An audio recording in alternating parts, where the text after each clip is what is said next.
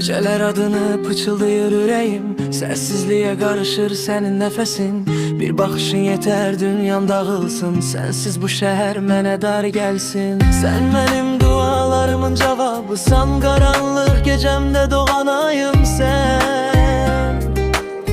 Elimi bırakma geçsem de uzağa, sevgi deyende ilk ağlıma gelen sen.